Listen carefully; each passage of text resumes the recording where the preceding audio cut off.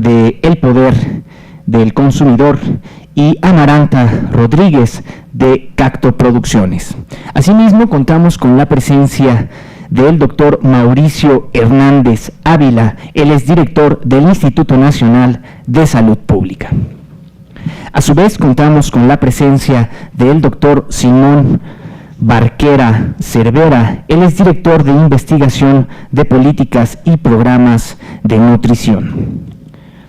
Asimismo, contamos con la presencia de la doctora Aranza Colchero Aragones. Ella es jefa del Departamento de Maestría en Gerencia y Dirección de Salud.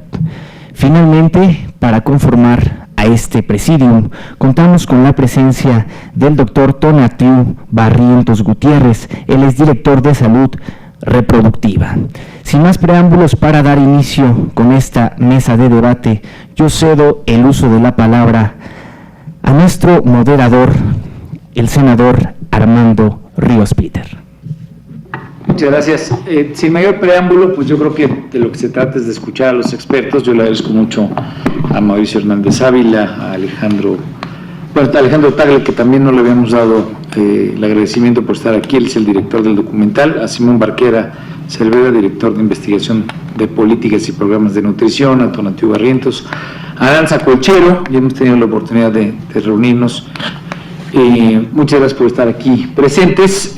No ha llegado la diputada Teresa de Jesús Lizárraga. Bueno, entonces ella no nos ha avisado, posiblemente se integre, pero ha sido parte, digamos, de esta convocatoria. Entonces, si les parece bien, vemos la presentación de Mauricio, que entiendo que sería, digamos, el escaparate técnico, por así decirlo, para complementar la presentación y estar abiertos a preguntas y respuestas. Gracias. ¿Así? Sí. La verdad es que es medio improvisado lo que estoy haciendo, pero así me hace sentido que lo podamos hacer. Gracias. Bueno, yo quiero agradecer al senador Armando Ríos Peter la invitación para poder discutir desde una perspectiva de salud pública un tema de extraordinaria importancia, que es pues cómo estamos o cómo podemos en México hacer frente a la epidemia de enfermedades crónicas. ¿Y qué sabemos de las evaluaciones que ha hecho el Instituto, en especial sobre la de política fiscal, con estos aumentos en los impuestos específicos a las bebidas azucaradas, que es un tema que es de mucho interés del Senado, en particular del senador Ríos Peter. Entonces, cuando me invitó Armando, pues dijimos, bueno, no queremos hacer una conferencia magistral, formal, sino queremos realmente establecer un elemento de diálogo y ir compartiendo de esta manera la información que tenemos. Entonces, me permití proponerle hacer una mesa de discusión con expertos del Instituto Nacional de Salud Pública que manejan diferentes áreas de investigación, y ya los presentaron, pero quisiera yo rápidamente darles un poquito más de información sobre cada uno de ellos. Está la doctora Aranza Colchero Aragonés. Ella es economista, está en el Instituto Nacional de la Salud Pública, y el instituto tiene afortunadamente muchos profesionistas que no son médicos. Entonces estamos muy contentos de tener muy buenos economistas en el instituto, y la doctora Colchero es una de ellas. Ella hizo su licenciatura en la Universidad Nacional Autónoma de México, hizo la maestría con área de concentración en Economía de la Salud en el propio Instituto Nacional de Salud Pública, y después terminó su estudio de doctorado en la Escuela de Salud Pública de Johns Hopkins, ahora Bloomberg School of Public Health, en Estados Unidos. Y es autora de múltiples publicaciones en el área de impuestos, de su impacto sobre la salud pública, y es la líder de toda la parte económica de la propuesta de impuesto y de la evaluación del mismo dentro del Instituto Nacional de Salud Pública. Simón Barquera es director del área de investigación en políticas y programas en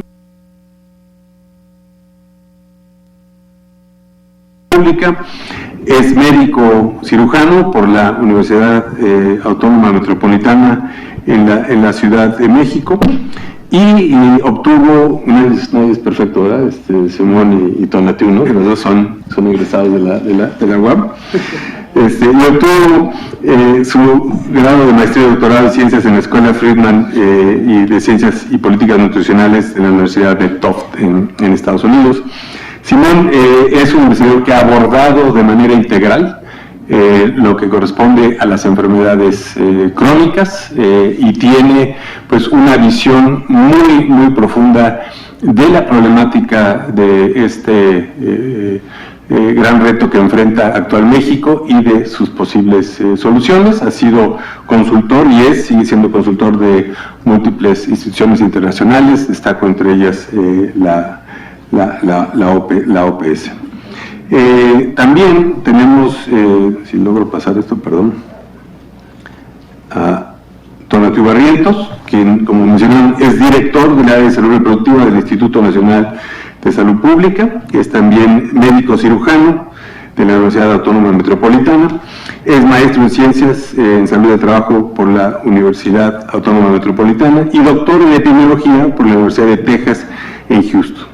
Es investigador de Ciencias Médicas en el Instituto y ha participado en diferentes programas de investigación y donde se incluye la salud ocupacional, desde luego, uso de drogas, alcohol, tabaco, lugares y exposición en lugares de trabajo, exposición a contaminantes ambientales, modelaje estadístico y es líder del proyecto que estima las ganancias en salud que genera el impuesto y las traduce a números de casos de diabetes, a números de casos prevenidos. Entonces le da un contexto de salud pública. Y bueno, estaremos platicando los tres en esta mesa redonda y voy a iniciar rápidamente con una diapositiva, un par de diapositivas, creo que si me las pueden poner, por favor. Bueno,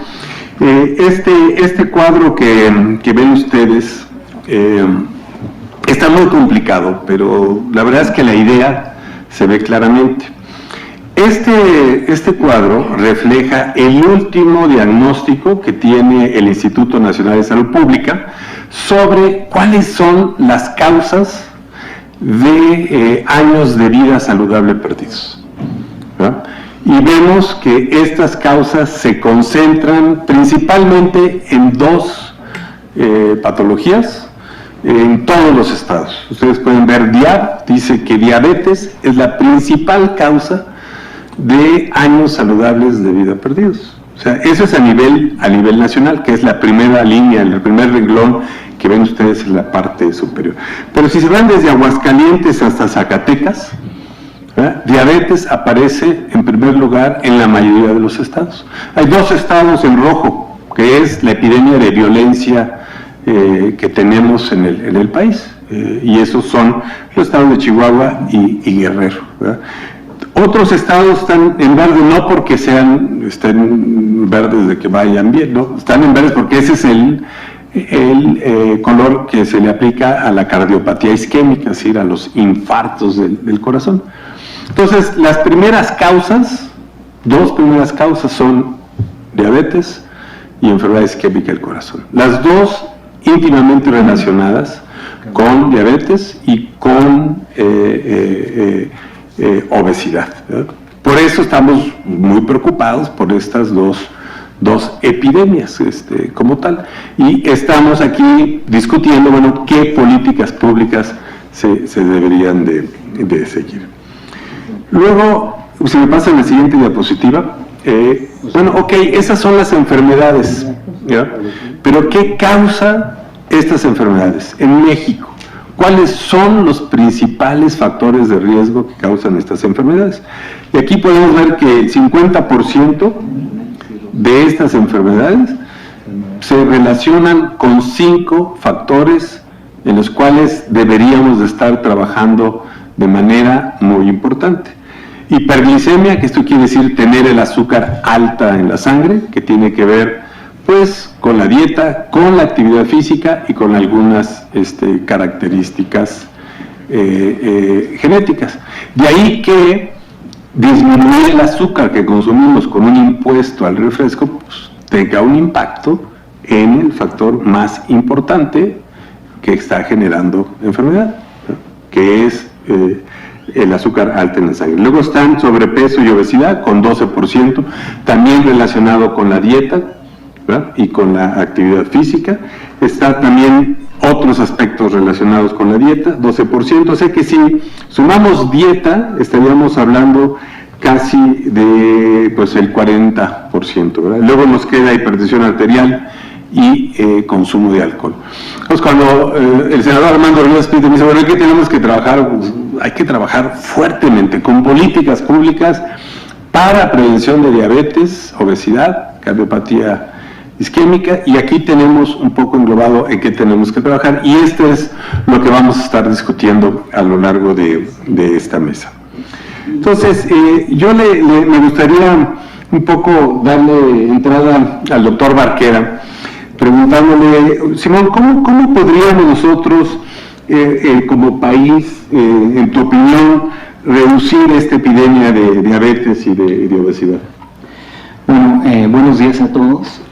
Como pueden ver en esta gráfica, si fuera un problema global donde todos tenemos exactamente la misma mortalidad atribuible a la diabetes, pues pensaríamos que tal vez es algo genético, pero realmente, como pueden ver, México en amarillo, prácticamente todo el resto del mundo en azul. Tenemos una mortalidad atribuible a diabetes enorme, que está muy asociada a esto. Además no ha sido siempre, esto acaba de pasar como en los últimos 20 años tal vez.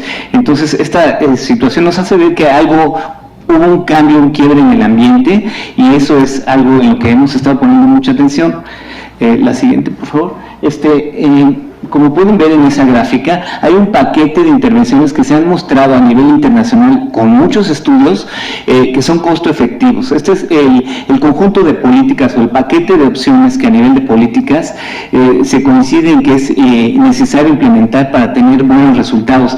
Y como pueden ver, hay intervenciones en los entornos escolar, laboral, comunitario, todo lo que tiene que ver con los niños que son personas cautivas, pues hay que protegerles mucho ese entorno. Si en ese entorno hay refrescos y alimentos chatarra, pues es muy difícil que el mensaje educativo de estilos de vida se desarrolle de una manera adecuada. También pueden ver que es importante las campañas de medios de comunicación, toda esta parte de información, etiquetado, etcétera.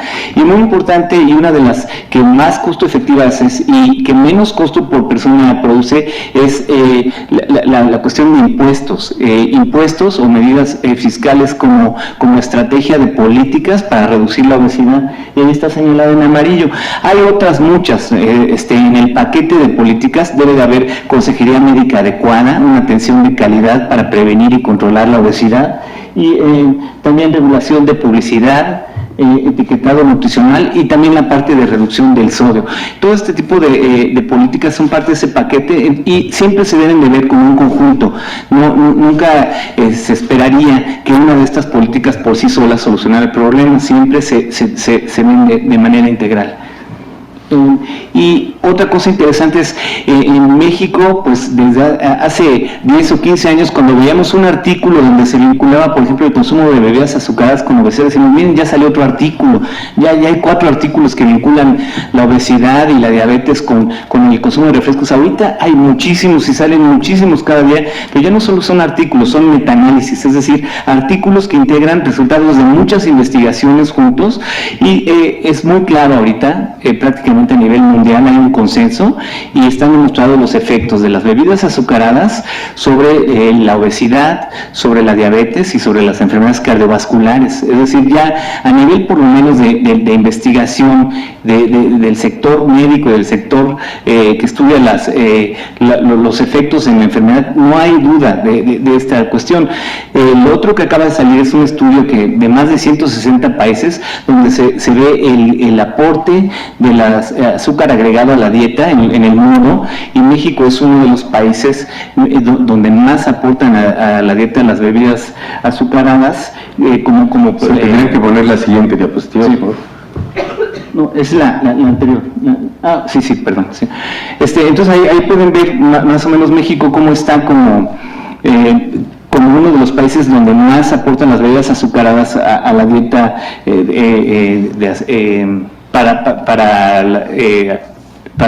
con riesgo de diabetes. La siguiente, por favor. Y este es un poco el mecanismo, cómo las bebidas azucaradas causan daños, causan diabetes, hipertensión, etcétera. Bueno, el alto consumo de bebidas, por un lado, causa dislipidemia, se eleva los triglicéridos y esto genera una serie de alteraciones como que pueden convertirse en hipertensión arterial. También glucosila las proteínas del plasma y eso contribuye a inflamación endotelial, es decir, a que se inflamen las arterias y las venas, y eso promueve la mortalidad cardiovascular. También, por otro lado, el alto consumo de bebidas calóricas, además de que son calorías y aumenta el peso, es decir, contribuye a la ganancia de peso y por lo tanto a la obesidad, también genera un trastorno a nivel del metabolismo de la insulina, que eso genera un estrés oxidativo y aumenta el riesgo de diabetes. Entonces, por un lado podemos ver con esta vía de alto bebidas azucaradas cómo se puede generar hipertensión, mortalidad cardiovascular y diabetes. La siguiente.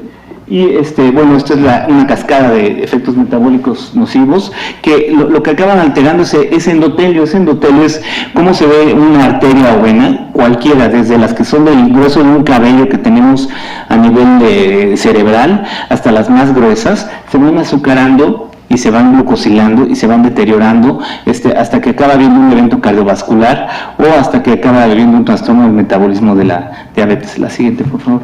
Entonces, las premisas, y esto es algo importante de considerar, las premisas con las que se debe de pensar en el problema de las enfermedades crónicas es que no es un problema que se pueda solucionar solo pensando en educación y en información. Sí es una parte, pero como ya les comentaba, tiene que haber un paquete que sobre todo de políticas que trabaje con el entorno. La epidemia tiene determinantes estructurales, como son el comercio, las condiciones climáticas y políticas, la cultura, fenómenos como la transculturación. Entonces, todos estos determinantes afectan mucho y se tiene que trabajar en este entorno. Y finalmente, aunque la sociedad es responsable de darle solución, no es un problema del sector médico. Muchas veces se dice, bueno, el sector médico debe de atacar bien este problema, debe detectar bien. Es un problema que tiene que resolver la sociedad en su conjunto, y ahí es muy importante pues la participación de todos, y por ello es tan importante la generación de este tipo de leyes que modifiquen el entorno. Muchas gracias, Simón. Creo que una parte muy importante de lo que nos dice Simón es que en realidad sí hay una relación causal entre el consumo de las bebidas azucaradas y cambios fisiológicos en el organismo, que a mayor consumo, mayor daño. De ahí que pues las tengamos identificadas como algo en lo que hay que intervenir. Y otra cosa que a mí me gusta mucho lo que dijo Simón es que nos pone en primer plano cuáles son estas mejores intervenciones, lo que en la literatura mundial se llaman los best buys, ¿no? Sin hacerle publicidad a ninguna tienda, ¿no? O sea, las mejores compras.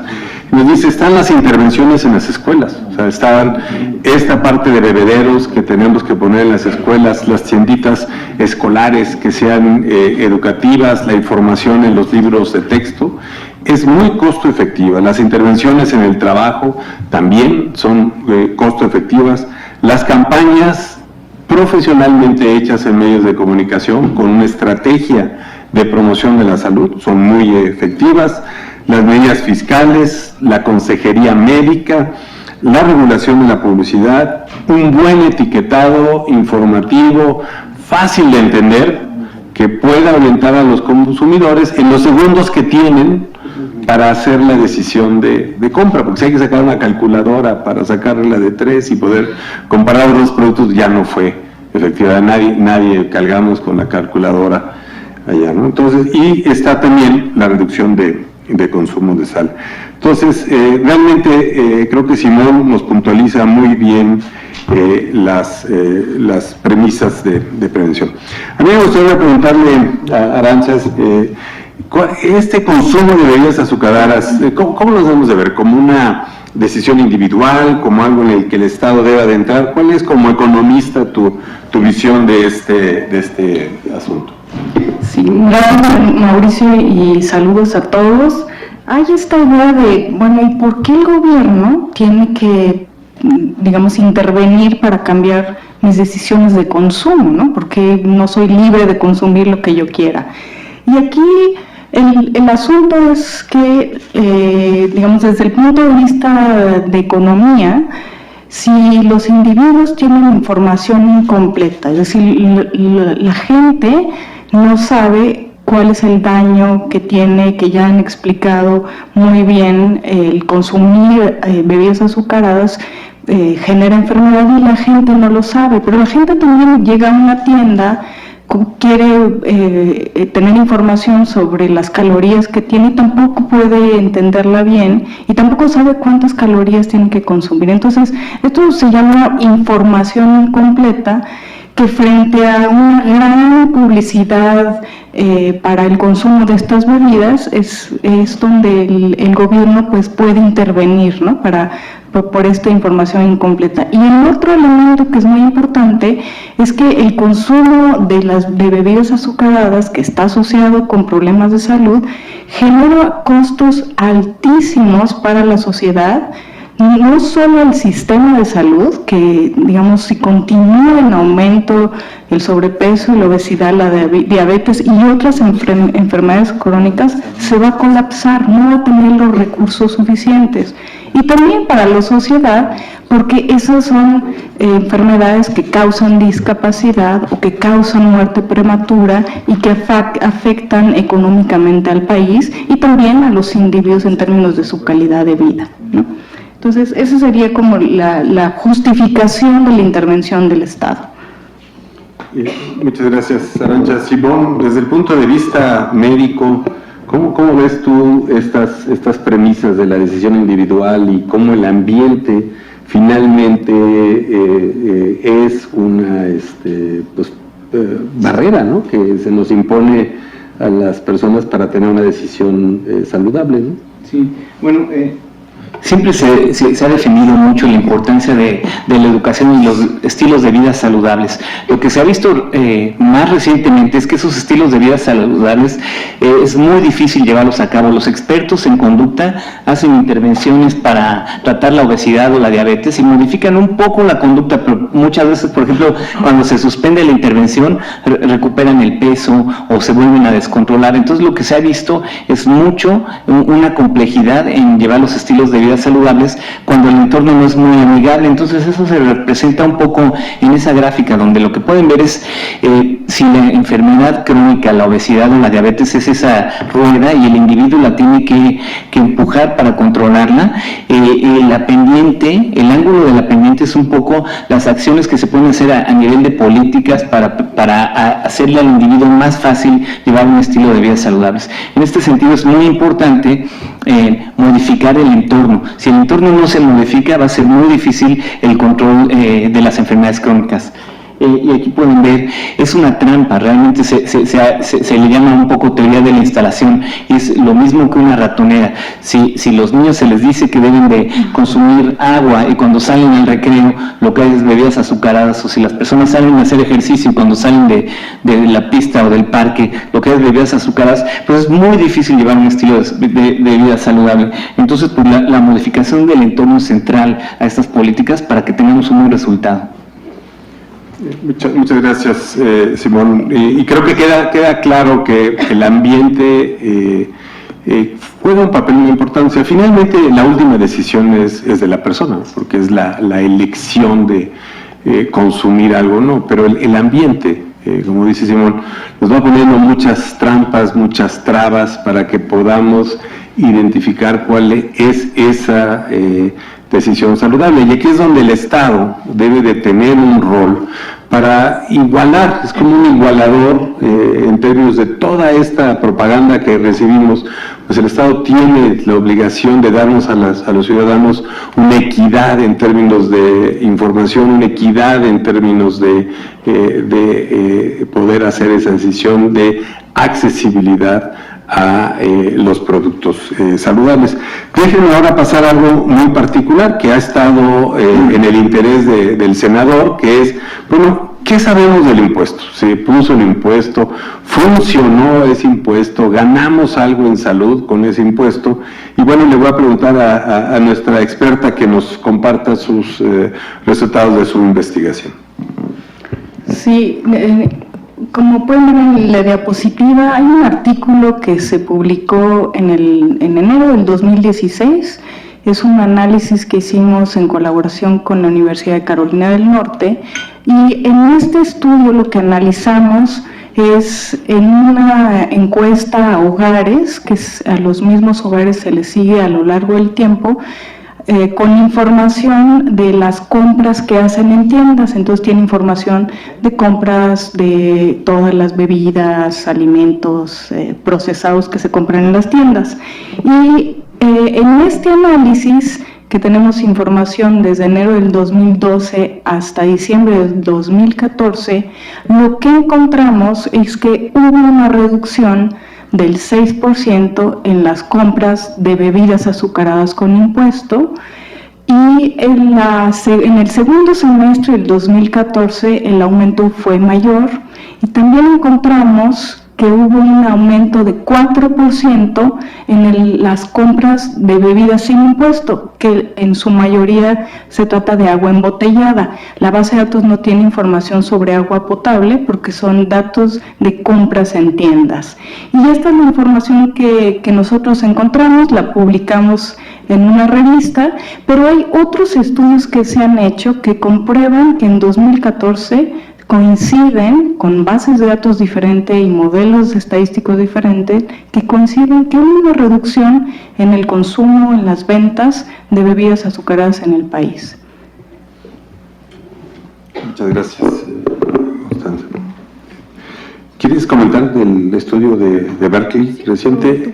Esta es una información que recientemente se publica y tiene mucho valor, porque es un impuesto similar al que se usa en México, pero en otra cultura, en otra ciudad.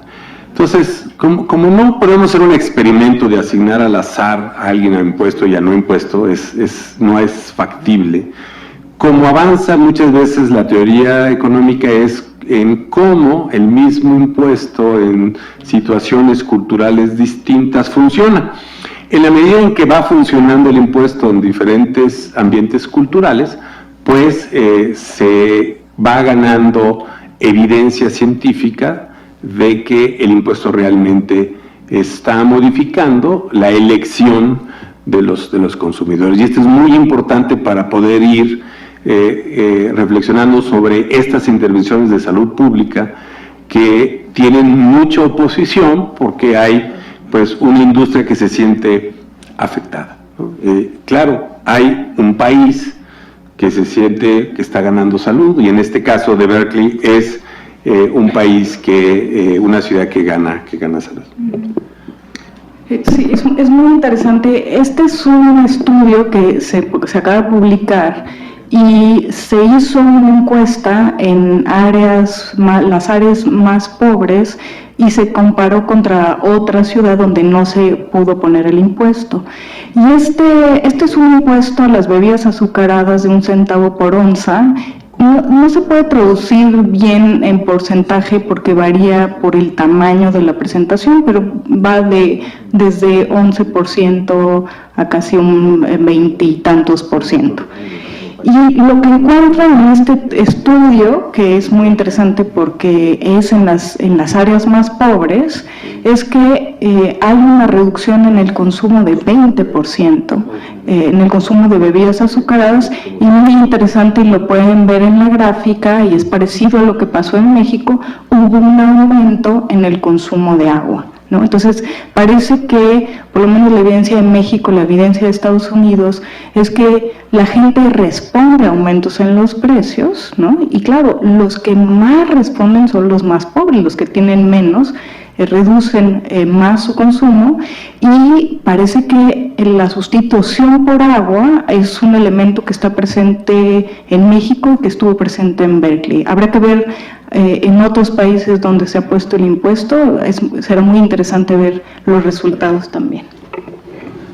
En Berkeley, por ejemplo, hubo por parte de las autoridades de salud también una campaña importante de promoción del impuesto, en decir de que este es un impuesto para la salud, y creo que eso también explica este aumento tan importante en el consumo de agua. Pero digamos, yo creo que esos resultados nos dan una idea de que la política fiscal en México pues ha sido pionera y de que está funcionando y que fue una buena decisión. Actualmente el instituto está asesorando a otros países. El doctor Rivera no pudo estar en esta mesa con nosotros, el doctor Juan Rivera, que es el director del Centro de Nutrición, porque está en Filipinas asistiendo a una reunión de asesoría. Estamos trabajando con Colombia, con Chile, y yo creo que en breve habrá ya una evidencia muy importante de que esto es una buena estrategia. Yo he estado muy involucrado con los impuestos al tabaco, y lo que veo es un símil muy importante. O sea, las resistencias que hay al impuesto a bebidas azucaradas son muy similares a las que hay en relación al tabaco. Y es las mismas dudas que se tienen. Entonces le preguntaría a Arantxa igualmente, o a Simón, o Tonatiuh, perdón, que a Tonatiuh no, pero ya le voy a pasar la palabra. Dice, la industria ha declarado que el impuesto no funciona, ¿no? Que el impuesto no funciona, y inclusive dice porque han aumentado las ventas de bebidas azucaradas en México. ¿Es esto cierto, Arantxa? ¿O qué dicen los datos? Vayamos para no entrar en juicios de verdad, ¿no? ¿Qué nos dice la evidencia? Los datos. Entonces, nosotros hemos analizado datos que ustedes mismos pueden consultar, son datos de encuestas del INEGI. Si los bajan pueden obtener los mismos resultados que nosotros. Son las encuestas mensuales de la industria manufacturera, y en esta encuesta se reportan, la industria, las industrias de todo tipo de industrias en el país, tiene que reportar cuáles fueron sus ventas, sus ganancias, el número de empleados, etcétera. Y lo que vemos con estos datos es que de manera directa se ve un aumento en las ventas en 2015 y en 2016, pero las ventas aumentan por muchos factores. Por ejemplo, si aumenta la población, pues hay mayor demanda de bebidas azucaradas. Esto no tiene que ver con el impuesto. Si el clima cambia y hace mucho más calor en 2015, como sucedió que en 2014 o periodos anteriores, pues también aumenta la demanda de bebidas. Si mejora, por ejemplo, la actividad económica, existen más recursos en la población, y también puede aumentar la demanda de bebidas azucaradas, y esto no tiene que ver con el impuesto. Entonces, lo que nosotros hicimos con estos datos es que ajustamos por estos factores que les comento, particularmente por la actividad económica, y encontramos de nuevo para el 2014 que hubo una reducción cerca del 6% en las ventas de bebidas azucaradas, y que la reducción en 2015 es mayor, es del 8.7%, digamos, el efecto fue mayor en el segundo año de implementación del impuesto. También estuvimos analizando, porque ahora está también esto de que en 2016 aumentaron las ventas, y de nuevo ahí, hay información disponible en estas encuestas de enero hasta mayo del 2016, y también si comparamos, claro, hay que comparar con el mismo periodo en los años anteriores. Si comparamos en el periodo sin impuesto del 2007 al 2013 y en enero a mayo, y con 2016, enero a mayo, también se ve una reducción. Entonces, en términos de la reducción del consumo, es claro que las diferentes encuestas muestran que está bajando y que ha continuado y no ha dejado de funcionar el impuesto. Muchas gracias, Arantxa. Creo que digamos, la ventaja de tener estos análisis es que al hacer estos modelos estadísticos podemos aislar el efecto del impuesto de estos cambios en el clima que nos hacen consumir más líquido y que efectivamente tienen un impacto. Entonces, para analizarlos, como decía la doctora Colchero, hay que analizarlos en condiciones constantes, ¿no? ¿Qué hubiera pasado en 2015 si la temperatura hubiera sido la misma que 2016? Y eso es lo que se logra con estos modelos. Pero digamos, hay otras preocupaciones que se han expresado.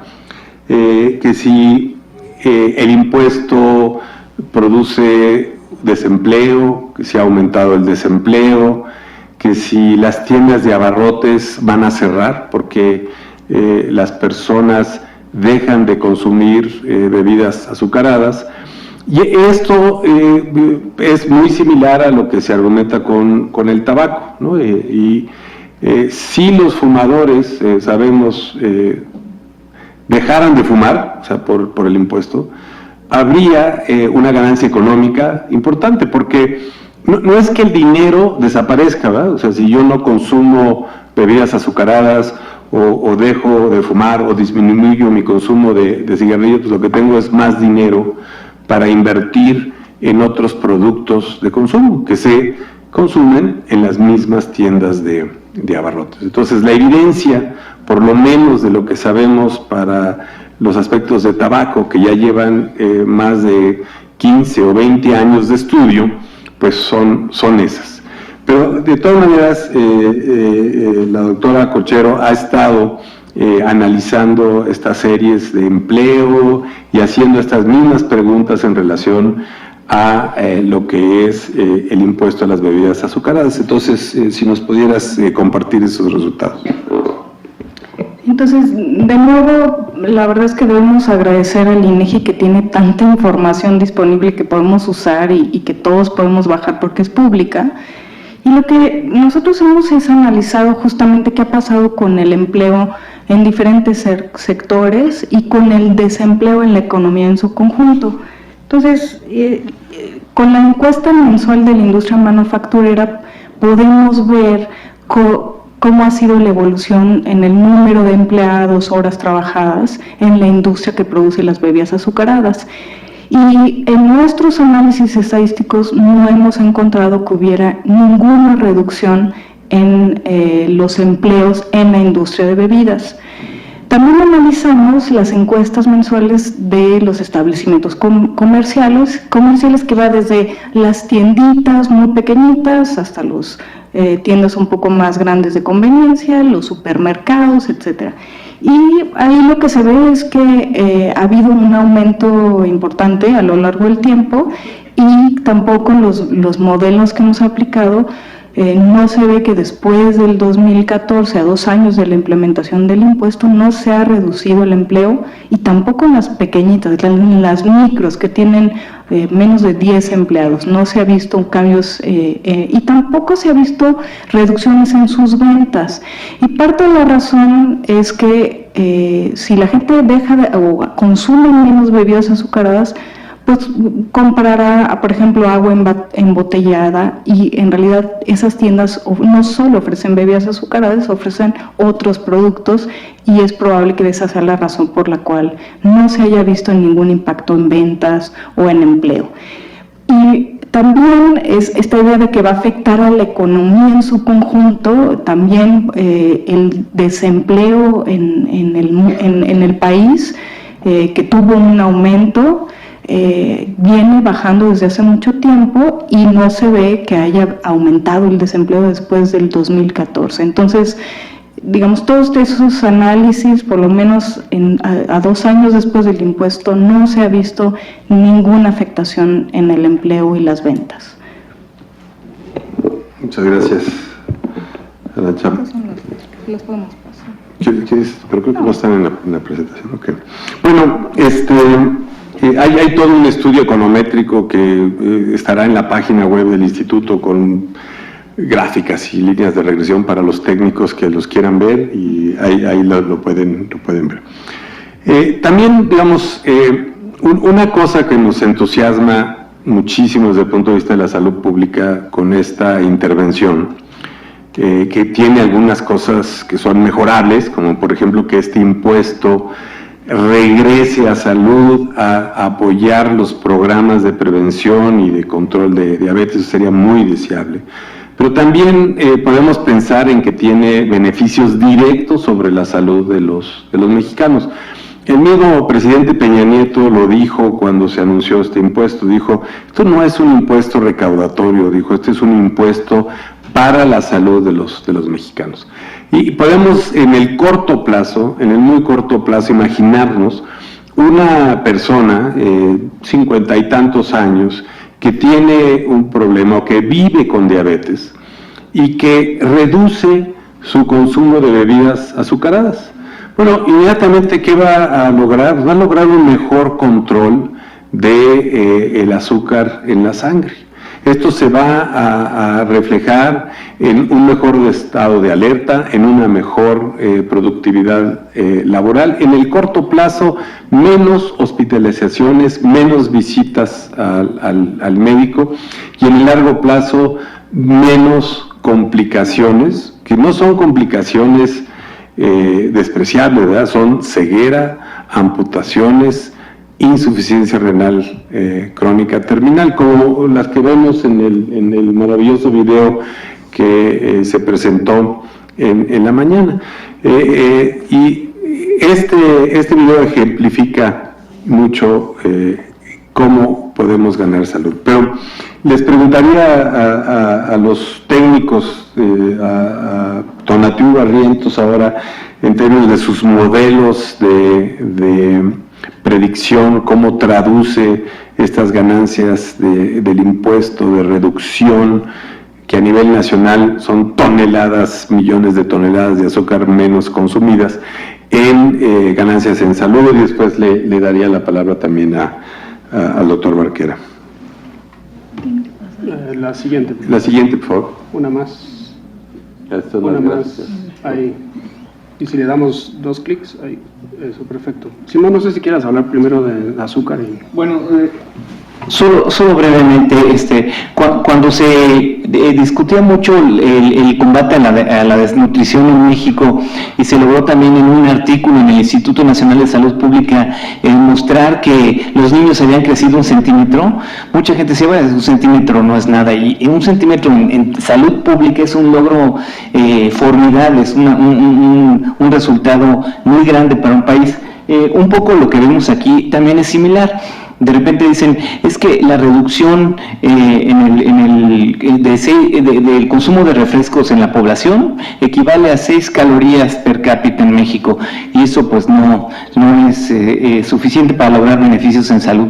Un poco en la perspectiva de salud pública, aún si fuera, porque pensamos que es más, pero aún si hubieran sido 6 calorías per cápita, esto representaría pues 1.5 gramos de azúcar menos per cápita, y somos un país de 123 millones de habitantes. Eso representaría 184.500 kilos menos de azúcar en la población mexicana provenientes de bebidas azucaradas.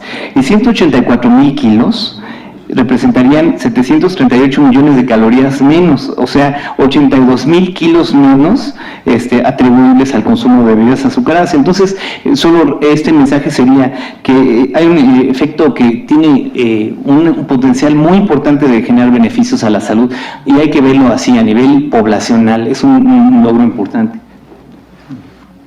Pues efectos muy importantes, ¿no? Si le suman ustedes que en el país consumimos casi 1.900.000 toneladas de azúcar y fructosa, o sea, un 6%, como dice Simón, de reducción, no es nada despreciable.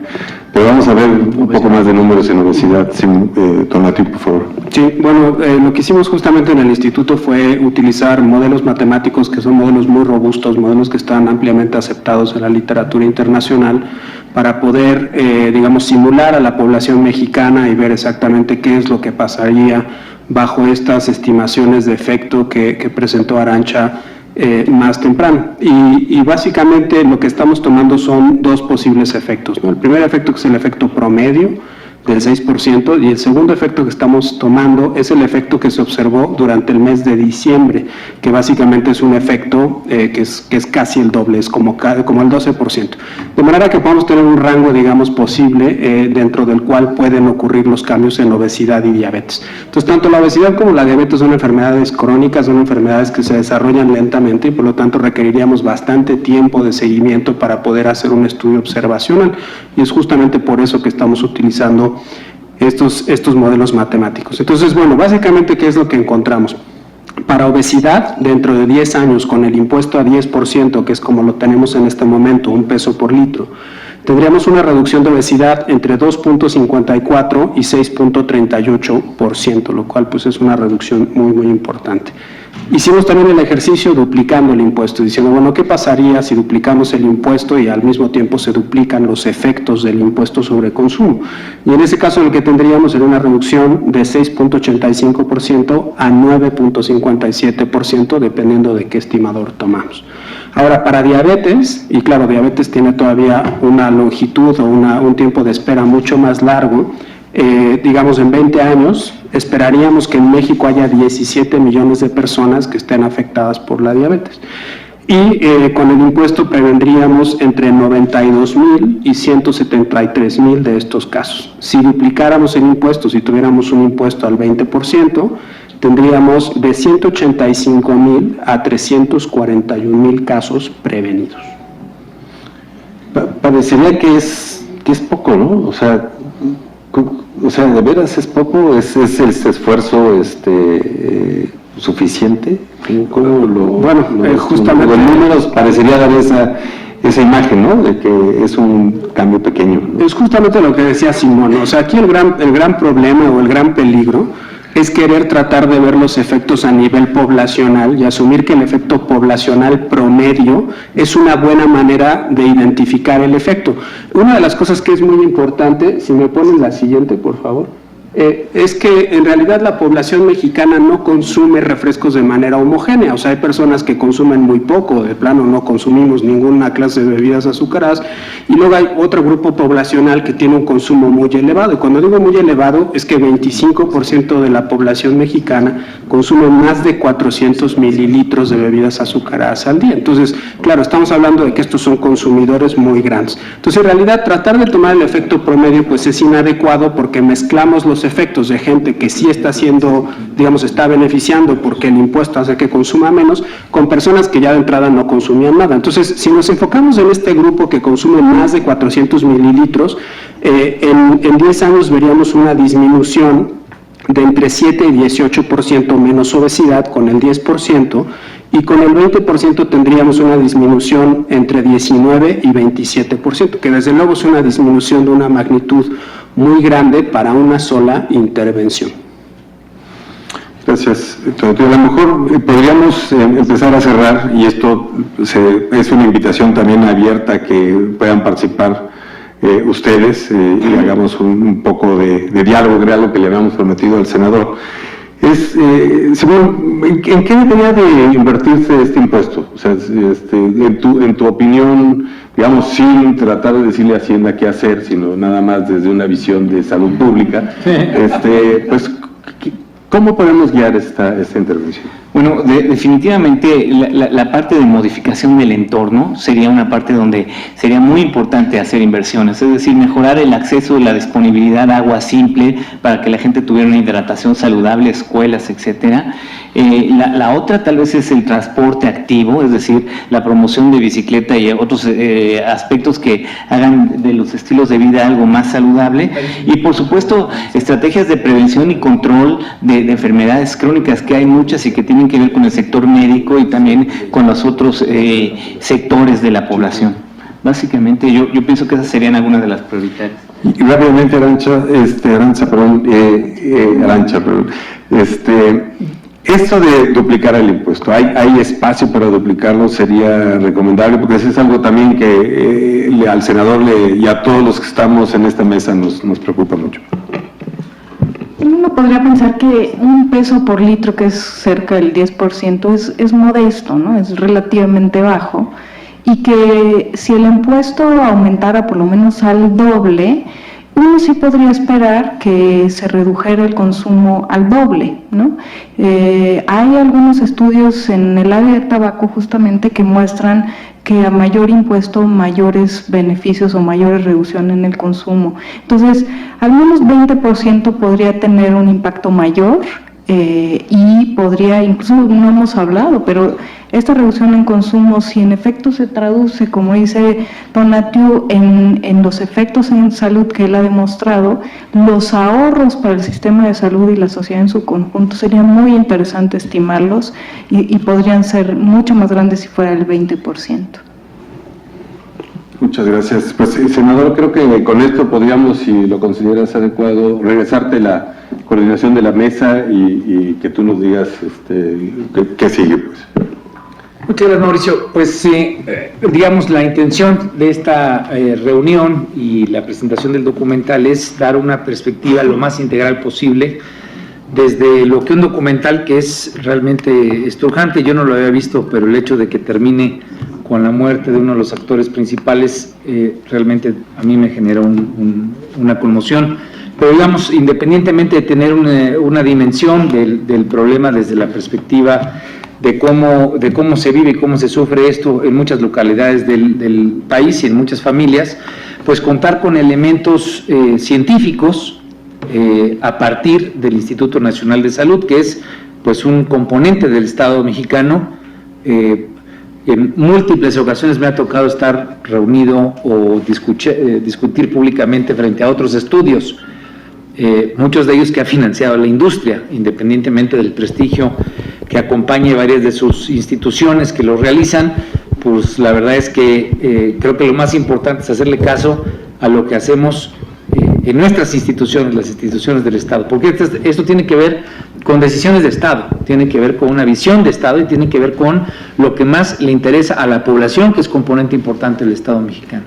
Entonces, dicho esto, si les parece bien, podemos abrir una ronda. Después de esta sesión vamos a dar una conferencia de prensa, nos hemos retrasado un poquitillo, pero estoy, digamos, en la intención, si les parece bien, que nos escuchemos en un tema pues que sin duda alguna, no solamente en esta reunión, sino hacia adelante, pues esperemos que dé mucho de qué hablar y mucho de qué construir.